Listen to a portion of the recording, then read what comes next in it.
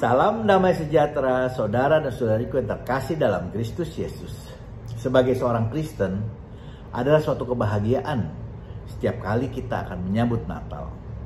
Kedatangan Tuhan Yesus Kristus ke dunia ini. Meski kadang kita lupa apa alasan dibalik semua itu.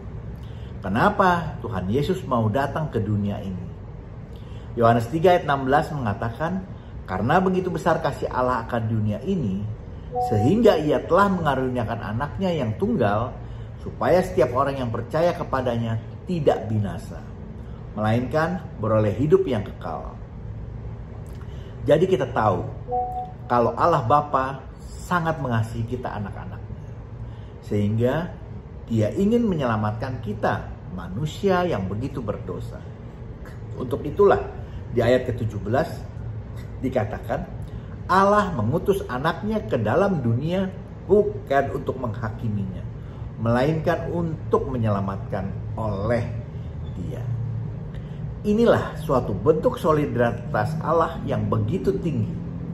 Bayangkan, Tuhan Yesus Kristus yang adalah putra Allah yang bertakhta di kerajaan surga, namun karena kasih-Nya, Dia berkenan turun ke dunia ini untuk menjadi manusia yang lemah dan fana.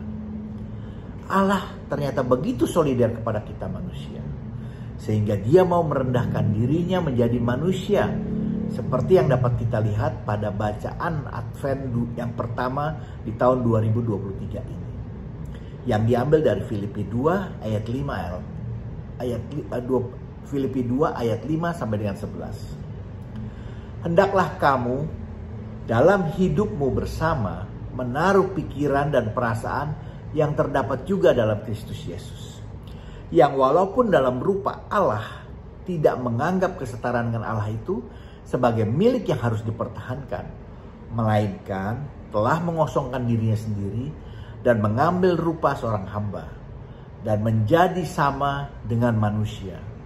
Dalam keadaan sebagai manusia, Ia telah merendahkan dirinya dan taat sampai mati, bahkan sampai mati di kayu salib.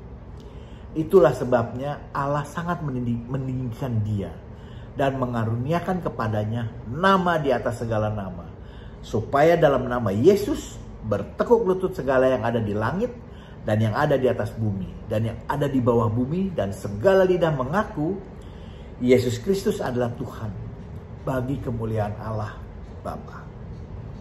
Melalui surat Santo Paulus ini kepada umat di Filipi, kita diingatkan bahwa jemaat Filipi yang semula baik, namun seiring berjalannya waktu dan karena satu dan lain hal telah terjadi pergeseran moral dan menjadi jemaat yang individualistik. Mereka mulai mementingkan dirinya sendiri, mencari pujian yang sia-sia, sombong, sehingga membuat persekutuan mereka sendiri menjadi retak. Untuk itulah Santo Paulus mengajak umat di Filipi untuk kembali menempatkan pikiran dan perasaannya sama seperti Kristus. Dia yang adalah Tuhan yang mulia, namun karena belas kasih melepaskan itu semua. Tidak mempertahankan kemuliaan dan kebesaran dan egois untuk kepentingan diri sendiri. Seperti yang terjadi kepada orang-orang yang kurang mengenal Yesus. Namun, Yesus menunjukkan solidaritasnya kepada umat manusia yang lemah. Apa yang Yesus lakukan ini semata-mata demi nama cinta.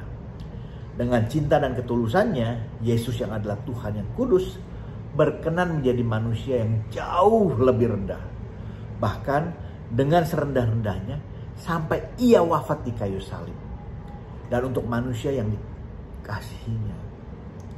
Untuk itulah kita semua diajak untuk menyadari hal ini.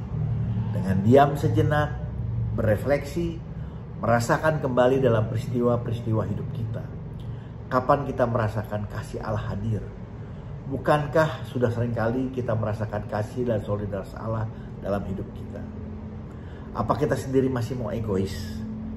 Memang kadang manusia seringkali semakin dia berhasil, semakin dia sukses, semakin dia maju dalam hal apa saja, maka kalau tidak hati-hati dan terlepas dari Yesus, dapat saja kita mengalami degradasi, mengalami pergeseran moral dari yang baik-baik saja bergeser menjadi manusia yang sombong, merasa semua bisa, merasa powerful, bahkan tanpa sadar bisa merasa sebagai Tuhan-Tuhan kecil atau menuhankan diri sendiri, mensejajarkan diri kita dengan Tuhan.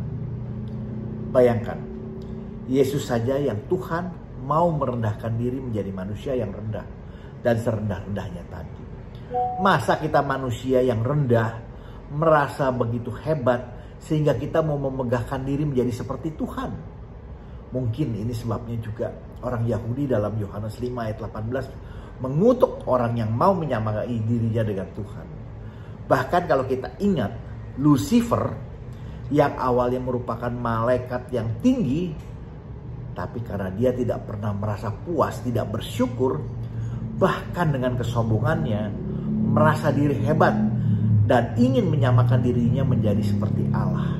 Seperti dikatakan dalam Yesaya 14, engkau yang tadinya hendak naik ke langit, hendak mendirikan tahtanya, hendak naik mengatasi awan-awan, hendak menyamai yang maha tinggi, namun yang terjadi sebaliknya. Dia malah diturunkan ke dunia orang mati, ke tempat yang paling dalam di liang kubur. Mari kita belajar dari kitab suci.